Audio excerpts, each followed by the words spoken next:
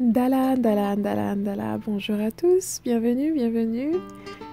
Bienvenue à tous les nouveaux sur la chaîne, bien contente de vous avoir. Si vous êtes nouveau, bien sûr, je vous dirais de ne pas oublier de vous abonner à la chaîne et de cliquer sur la petite cloche pour vous assurer que vous recevez une notification à chaque fois que je poste une vidéo.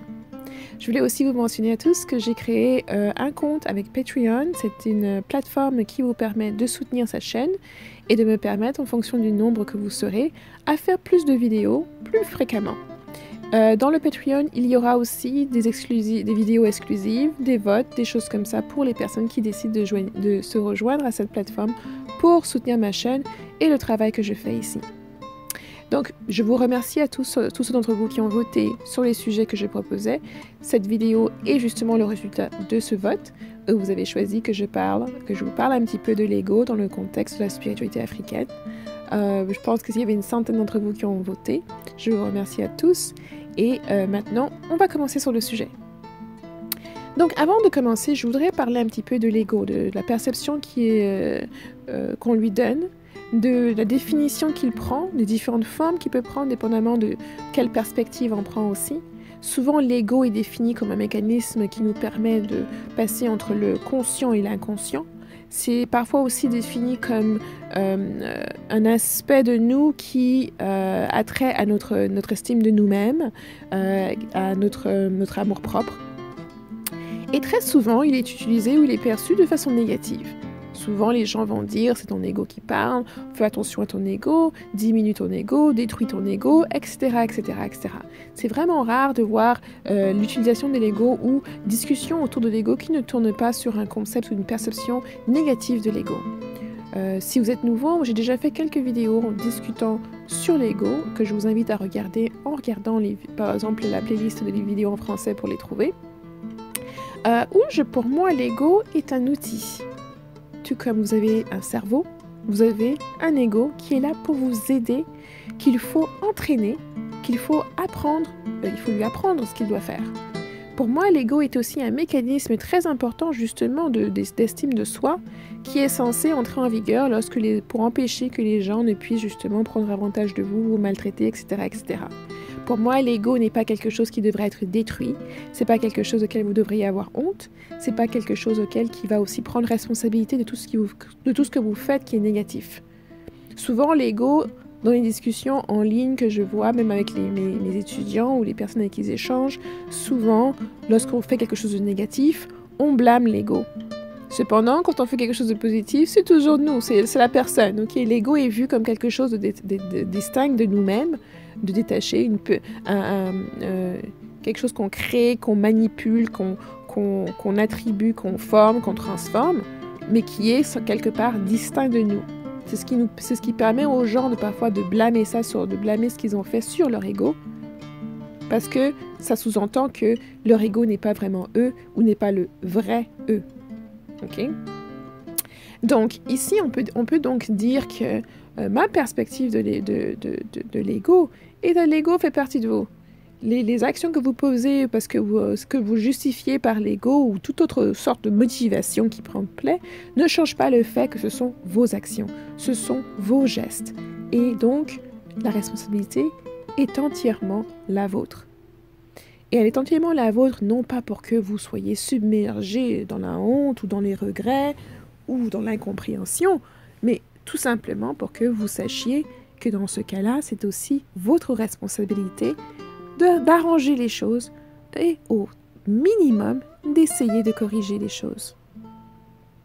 Je dis souvent, tout ce qui est attendu de vous est que vous fassiez de votre mieux dans toute situation dans laquelle vous êtes. Que vous fassiez de votre mieux dans toute situation.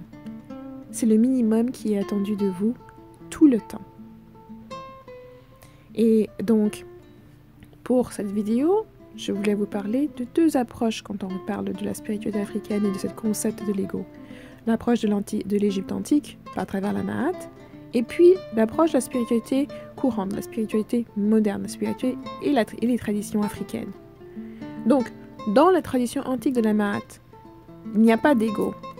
C'est-à-dire que Les actions que vous posez, vous êtes responsable de toutes ces actions. Il n'y a pas de distance entre les actions que vous avez posées, les gestes que vous avez posés, votre façon de penser, les paroles que vous avez émises et tout ce qui en découle. Vous ne pouvez vous distancer de ça en blâmant votre ego. C'est pour cela que, à travers la Ma'at, qui est le symbole et le processus de justice et de vérité, il s'agit, c'est toujours vous et vous seul. Il n'y a pas d'interférence avec quelqu'un qui vous a manipulé, qui vous a poussé à faire ci et faire ça, etc. C'est juste vous.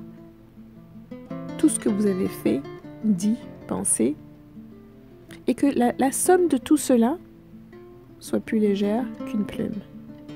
Et la légèreté par rapport à la plume est tout simplement pour dire que il faut que tout cela n'ait pas une conséquence négative qui pèse sur vous, qui pèse au-dessus de vous, en termes d'énergie, en termes de spiritualité.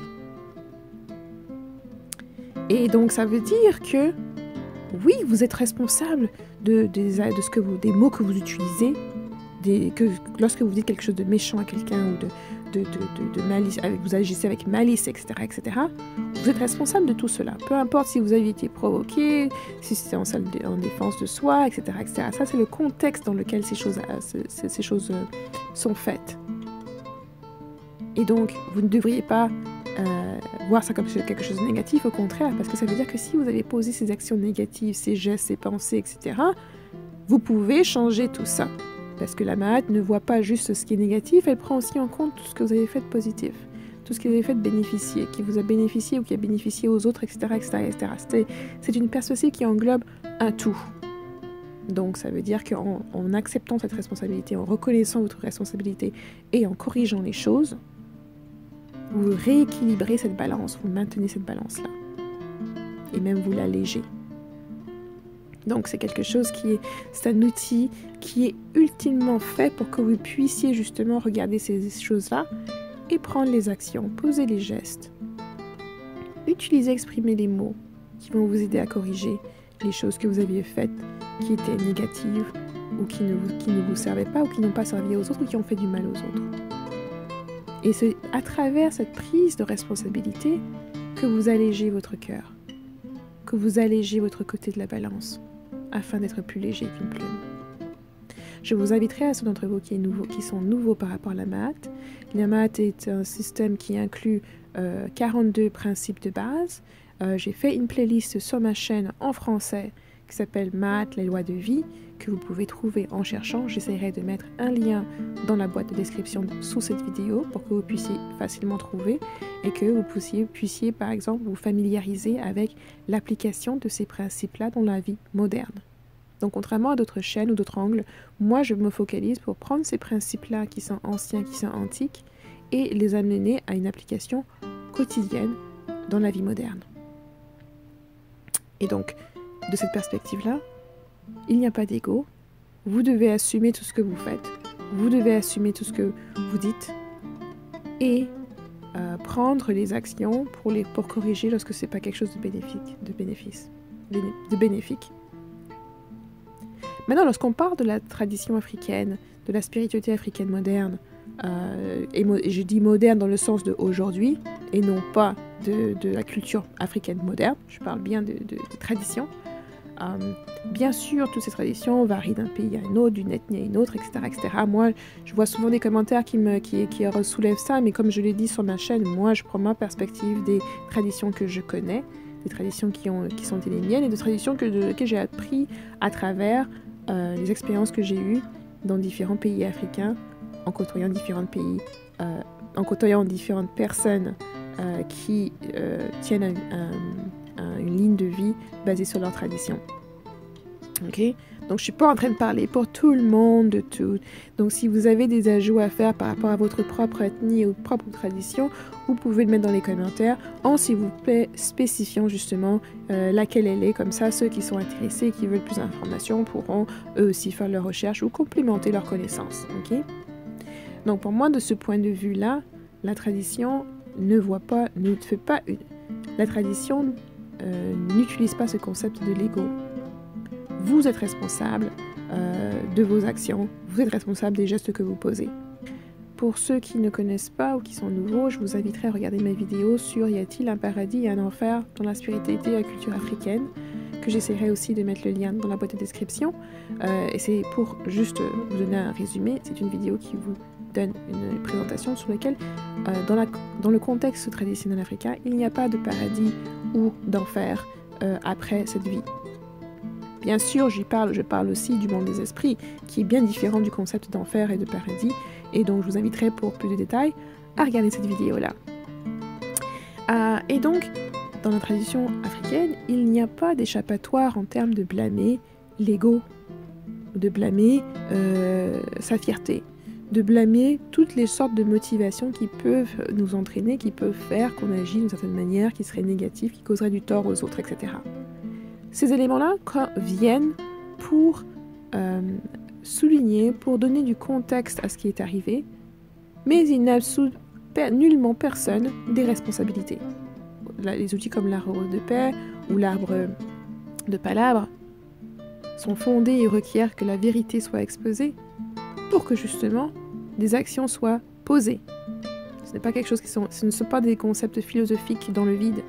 La spiritualité africaine et les traditions africaines ne prennent leur sens que dans leur application pratique dans la vie de tous les jours.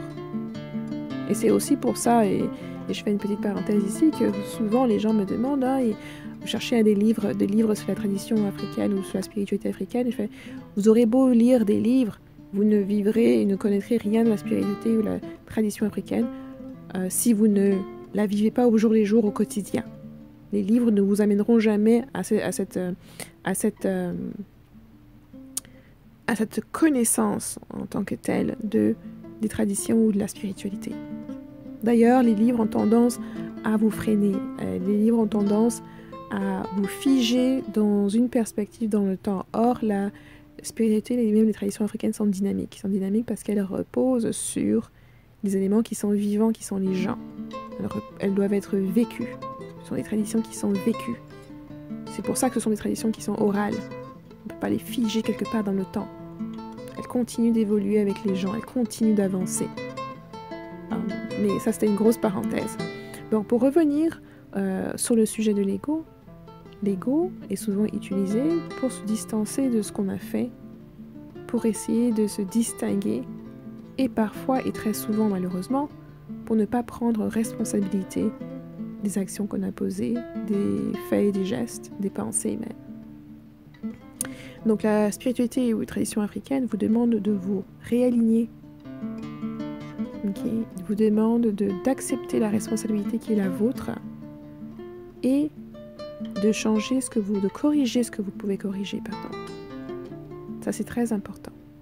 Et je le dis souvent dans toutes mes vidéos, tout ce qui est attendu de vous, le minimum qui est attendu de vous, dans cette vie ou dans d'autres, est de faire de votre mieux. Donc on sait que vous allez faire des erreurs. On sait que vous allez faire des mauvais jugements, que certaines choses vont arriver hors de votre contrôle, vont vous pousser à agir d'une manière X, Y, Z. On sait de tout cela est pris en compte dans cette perspective. Mais on s'attend, et il est attendu de chacun de nous, de chacun de vous, que vous corrigiez ce que vous pouvez corriger. Il ne suffit pas de juste prendre conscience d'une erreur, il s'agit aussi d'en corriger les conséquences. Il s'agit aussi d'assumer ces conséquences-là, surtout quand on ne peut pas les corriger. Et il faut aller vers cela, donc il faut y mettre les efforts requis. Donc voilà, bien sûr, si vous avez des questions, vous pouvez les laisser sous la vidéo et discuter entre vous. Pour ceux qui seront sur Patreon, j'aurai probablement des discussions qui se passeront là-bas. Je veux compter faire une vidéo en suivi, en tout cas pour les abonnés en anglais, mais si vous rejoignez en tant que francophone et vous voulez que je fasse une partie numéro 2, il suffira de me le laisser savoir là-bas. Et j'en prendrai compte lorsque je ferai lorsque je planifierai les prochaines vidéos à venir. Donc j'espère que vous passez une délicieuse semaine. Encore, laissez vos commentaires. N'hésitez pas à liker, à aimer la vidéo et à la partager si vous l'avez trouvée intéressante. Merci beaucoup et à la prochaine vidéo.